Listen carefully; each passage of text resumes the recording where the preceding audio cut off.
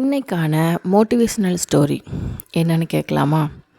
உங்களோட ஓய்வு நேரத்தில் நீங்கள் என்ன செய்யலாம் அப்படிங்கிற கேள்வியோட இந்த வீடியோவை ஸ்டார்ட் பண்ணுறேன்.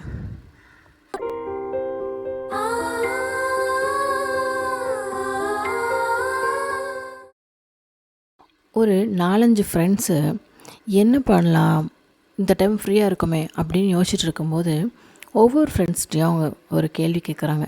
நீ ஓய்வு நேரத்தில் நீ என்ன பண்ணுவ?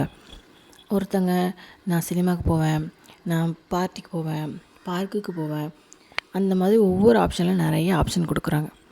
இப்போது இவருக்கு இது எல்லாமே பண்ணி நமக்கு போர் அடிக்க என்ன பண்ணலாம் அப்படின்னு யோசிச்சுட்டு இருக்கும்போது அவங்க பேரண்ட்ஸ்கிட்ட போய் கேட்டிருக்காங்க.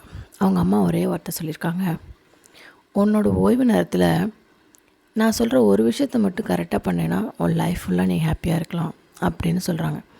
அப்படி என்னமோ பண்ணால் ஹாப்பியாக இருக்கலாம் சொல்லுங்களேன் அப்படின்னு கேட்குறாங்க. என்னென்னு சொன்னாங்க தெரியுமா? உன் ஓய்வு நேரத்தை மற்றவங்க எடுத்துக்காத அளவுக்கு நீ உன் ஓய்வு நேரத்தை செக்யூர் பண்ணி உனக்கானதை அதை நீ பயன்படுத்திக்கிட்டேன்னா உன்னோட ஓய்வு நேரம் உனக்கு ஒரு நல்ல லைஃப் சேஞ்சிங்கை கொடுக்கும் அப்படின்னு சொன்னாங்க. இந்த கிட்கேட் விளம்பரம் பார்த்துருக்கீங்களா? அவர் பிரேக்கில் அதை சாப்பிட போவார். ஒருத்தங்க ஏன் மெசேஜ் பண்ணல, ஏன் ஏபி பில் கட்டல அப்படின்னு சுற்றி கேட்பாங்க. அப்போது ஒரே வாரத்தில் இது எதுவுமே முக்கியம் இல்லை, இது என்னோடய பிரேக் டைம், நான் எடுத்தே தருவேன்னு எடுப்பார். இதுதான் நம்மளோட மோட்டிவேஷ்னல். உங்களுக்கு ஒரு ஓய்வு நேரம் கிடைக்குன்னா அது உங்களுக்கான ஓய்வு நேரம். கரெக்டாக அந்த டைமில் மற்றவங்கள பற்றி யோசிக்கிறதோ, மற்றவங்க உங்களை கஷ்டப்படுத்தினதை பற்றி யோசிக்கிறதோ, இல்லை என்ன பண்ணுறது, அவங்க எப்படி ஜாலியாக இருக்காங்க, இப்படிலாம் போட்டு வருத்தப்பட்டுட்டு இருக்கிறத விட இது என்னோடய டைம், இந்த டைம் மட்டும்தான் நான் ரெஸ்ட் எடுக்கிறதுக்காக எனக்கு கிடைக்கிது அப்படின்னு சொல்லி நிம்மதியாக அவங்களுக்கு பிடிச்ச விஷயங்களை பண்ணி அந்த டைமை செலவழிங்க. நிறைய ஓடி ஓடி களைச்சி போயிட்டோம் இல்லை? நமக்கு கிடைக்கிற ஓய்வு நேரத்தை கூட மற்றவங்களுக்காகவும் இன்னும் செய்ய முடியாத செய்ய வேண்டிய வேலைகள் எதாவது இருக்கா பார்த்து செய்வோம் அப்படின்னு செஞ்சுக்கிட்டு உங்கள் சின்ன ஓய்வு நேரத்தை கூட ரெஸ்ட்டுங்கிற ஆப்ஷன் எடுக்காமல் ஓடிக்கிட்டே இருக்கீங்க. போதுமே, இந்த ஓய்வு டைமாவது கொஞ்சம் ரெஸ்ட் எடுங்க.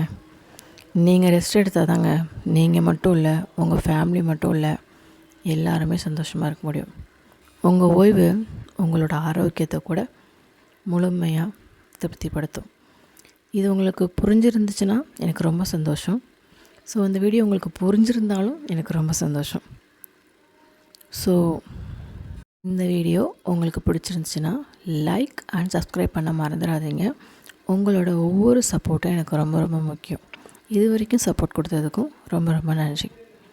தேங்க்ஸ் ஃபார் வாட்சிங். இந்த வீடியோ உங்களுக்கு பிடிச்சிருக்கும்னு நம்புகிறேன். இந்த வீடியோ உங்களுக்கு பிடிச்சிருக்கும். இந்த வீடியோ உங்களுக்கு பிடிச்சிருந்தாலும்